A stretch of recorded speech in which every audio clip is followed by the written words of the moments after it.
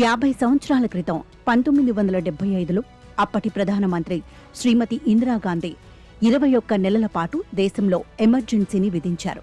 ఆమె తీసుకున్న ఈ నిరంకుశ నిర్ణయం దేశవ్యాప్తంగా ప్రకంపనలు సృష్టించింది. ప్రజాస్వామ్యవాదుల్లో ఆందోళనలు రేకెత్తించింది. భారతదేశం వలస పాలన సంఖ్యలను తెంచుకున్న తర్వాత మన ప్రజాస్వామ్యానికి ఎమర్జెన్సీ రూపంలో తీవ్రమైన ముప్పు ఎదురైంది. రాజకీయ నాయకులు, కార్యకర్తలతో పాటు ప్రజలందరి జీవితాలలో అది చేదు సమయం. ప్రతిపక్ష నాయకులను అణిచివేయడమే లక్ష్యంగా ఇందిరాగాంధీ యంత్రాంగం పనిచేసింది. వందలాది ప్రతిపక్ష నేతలను, వేల మంది కార్యకర్తలను కారాగారాల్లో నిర్బంధించింది. పౌర హక్కులకు, ప్రాథమిక హక్కులకు పాతరేసింది. భావ ప్రకటన స్వేచ్ఛను, వాక్ స్వాతంత్ర్యాన్ని హరించివేసింది. శాంతియుతంగా నిరసనలు తెలియచేయడానికి కూడా ఎక్కడా ఎవరూ గుమిగూడడానికి వీల్లేకుండా చేసింది. పత్రికా స్వేచ్ఛకు సంకెళ్లు వేసింది. సెన్సార్షిప్ విధించింది. ఆఖరుకు న్యాయ వ్యవస్థ స్వతంత్రతకు కూడా కళ్లెం వేయడానికి ప్రయత్నించింది. చెప్పినట్లు నడుచుకునే న్యాయమూర్తులను సీనియారిటీని కాదని ఎంచుకుంది. ఇవన్నీ మున్నుపెన్నడూ లేని నిరంకుశ చర్యలు. ప్రజాస్వామ్యానికి పెనుముప్పుగా పరిణమించే ఒక ప్రమాదకర ధోరణికి ఇందిరాగాంధీ మార్గం వేశారు. 50 సంవత్సరాల క్రితం మన ప్రజాస్వామ్య వ్యవస్థ పునాదులను కదిలించిన అత్యేక స్థితి నేటి తరానికి చరిత్రలో ఒక చిన్న అంశం మాత్రమే అనిపించవచ్చు. అయితే యువతకు ఆనాటి చీకటి అధ్యాయం గురించి, దాని పర్యవసనాల గురించి తప్పకుండా తెలియచేయాలి. అధికారాన్ని ఏ విధంగానైనా అట్టిపెట్టుకోవడానికి కంకణం కట్టుకున్న ఒక స్వార్థపూరిత నాయకురాలి నిరంకుశ మనస్తత్వం వల్ల భారత ప్రజాస్వామ్యపు మౌలిక స్వభావానికి తూట్లు పడే పరిస్థితి ఎదురైందన్న సంగతి యువతరానికి తెలియాలి.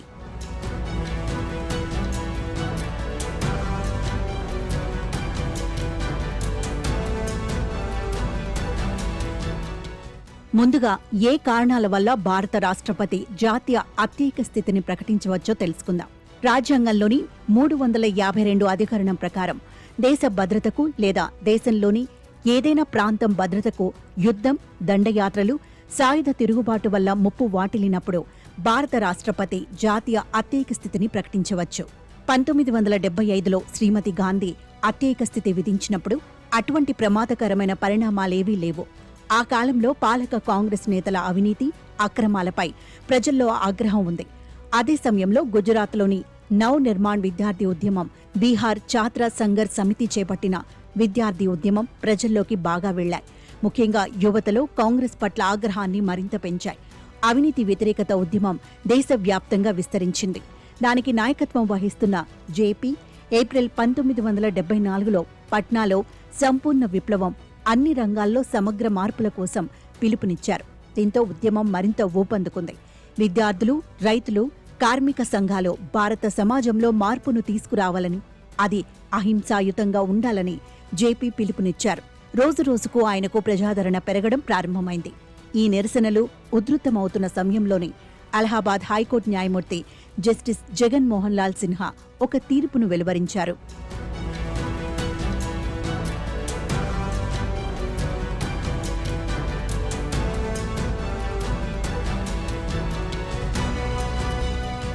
ఎన్నికల్లో అవకతవకల కారణంగా ప్రధానమంత్రి శ్రీమతి ఇందిరాగాంధీ లోక్సభ ఎన్నిక చెల్లదని స్పష్టం చేశారు. దీంతో ఆమె లోక్సభ సభ్యత్వం రద్దయింది. అంతేకాకుండా మరో 6 ఏళ్ల పాటు ఆమె ఎన్నికల్లో పోటీ చేయకుండా ఈ తీర్పు నిషేధించింది. హైకోర్టు తీర్పును వ్యతిరేకిస్తూ ఇందిరాగాంధీ సుప్రీంకోర్టుకు వెళ్లారు. అక్కడ జస్టిస్ విఆర్ కృష్ణయ్యర్ 1975 జూన్ 25న హైకోర్టు తీర్పును సమర్థించారు. అయితే ఇందిరాగాంధీ చేసుకున్న అప్పీల్ పరిష్కారమయ్యే వరకు ఆమె ప్రధానమంత్రిగా కొనసాగవచ్చని సుప్రీంకోర్టు పేర్కొంది.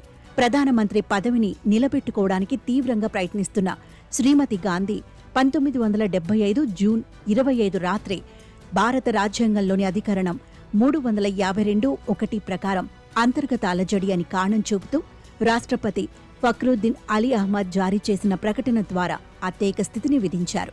ఇది మునుపెన్నడూ దేశం కనీవిని ఎరుగని చర్య.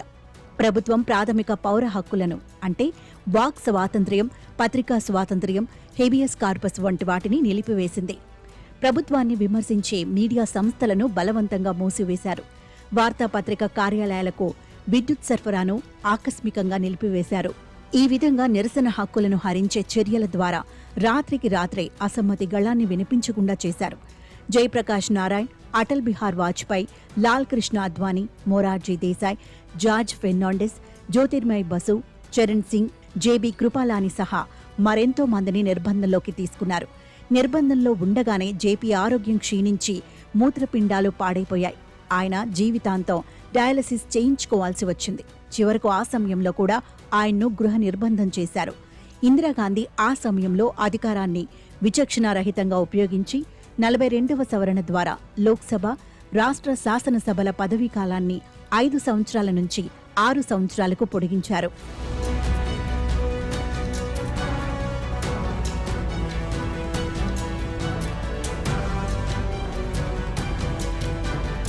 జనతా హయాంలో 44వ సవరణ ద్వారా ఈ పదవీ కాలాన్ని తిరిగి ఏర్పాటు చేశారు.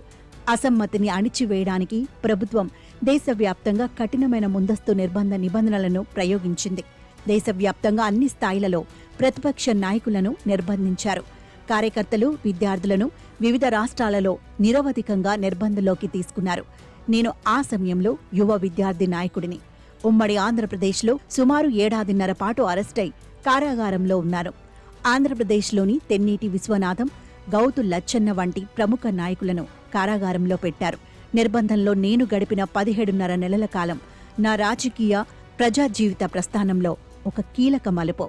విద్యార్థి నాయకుడిగా నేను చేపట్టిన కార్యకలాపాల కారణంగా జైలుకు వెళ్లకపోయి ఉంటే బహుశా మా అమ్మ కోరిక నెరవేర్చడానికి న్యాయవాదిగా మారేవాడిని. అతేక స్థితి నా ఆలోచన తీరును మాత్రమే కాకుండా నా జీవిత గమనాన్ని, వృత్తిని, గమ్యాన్ని ఒక్కసారిగా మార్చివేసింది.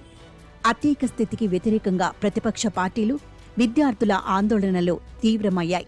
శక్తివంతమైన ప్రతిఘటన ఉద్యమాన్ని నిర్మించాయి. మీడియా చాలా వరకు ప్రభుత్వానికి పూర్తిగా లొంగిపోయి తీవ్ర విమర్శలను ఎదుర్కొంది. అయితే కొన్ని పత్రికలు ప్రభుత్వ దాష్టీకానికి ఎదురొడ్డాయి. రామ్నాథ్ గోయంకా నేతృత్వంలోని the Indian express, CR Irani నేతృత్వంలోని ది స్టేట్స్మన్, నిఖిల్ చక్రవర్తి నేతృత్వంలోని ది మెయిన్ స్ట్రీమ్ ప్రభుత్వ నిరంకుశ ధోరణిని తూర్పారబట్టాయి. అత్యేక స్థితి ఎత్తివేసిన తర్వాత పాత్రికేయులతో ఎల్కే అద్వానీ అన్న మాటలు నాకు గుర్తుకొస్తుంటాయి. మిమ్మల్ని వంగమని మాత్రమే అడిగారు, కానీ మీరు మోకాళ్లపై పాకారు అని ఆయన అన్నారు. 1977లో జరిగిన చరిత్రాత్మక సార్వత్రిక ఎన్నికలు ఒక కీలక ఘట్టంగా నిలిచాయి.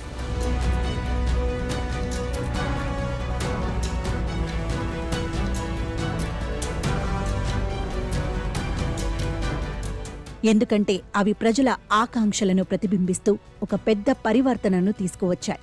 జనతా పార్టీ విజయం అత్యేక స్థితికి ముగింపు పలికింది. ప్రజాస్వామ్య విలువలు గెలిచాయి. బ్యాలెట్ ఓటుదే పైచేయని ఆ ఎన్నికలు పునరుద్ఘాటించాయి. పరివర్తన సాధించడానికి శాంతియుతమైన, సమర్థమైన సాధనం ప్రజా భాగస్వామ్యమే అని నిరూపించాయి. ఒక శక్తివంతమైన నియంతృత్వ పాలనను పడగొట్టడం ఒక గొప్ప పరివర్తన. బహుశా మన ఇటీవలి చరిత్రలో బ్యాలెట్ శక్తి అత్యంత గొప్ప ఉదాహరణ ఇదే. ఆ చీకటి కాలం నుంచి మనం నేర్చుకున్న పాఠాలను భారతదేశ యువతరానికి అందించాలి. ప్రజాస్వామ్య సూత్రాలను కాపాడటానికి, పౌర స్వేచ్ఛను రక్షించటానికి, అధికార సమతౌల్యం ఉండేలా పటిష్టమైన వ్యవస్థ మనగలడానికి వారు గట్టిగా నిలబడాలి. న్యాయ వ్యవస్థ పోషిస్తున్న పాత్రపైన, మీడియా స్వాతంత్ర్యంపైన ఆనాటి క్రూర పాలన కన్నుపడిందన్న సంగతిని మనం మర్చిపోకూడదు. చివరికి అత్యేక స్థితి మనకు గుర్తు చేసిన విషయం ఏమిటంటే, స్వేచ్ఛకు మనం చెల్లించాల్సిన మూల్యం నిరంతర జాగరూకతే.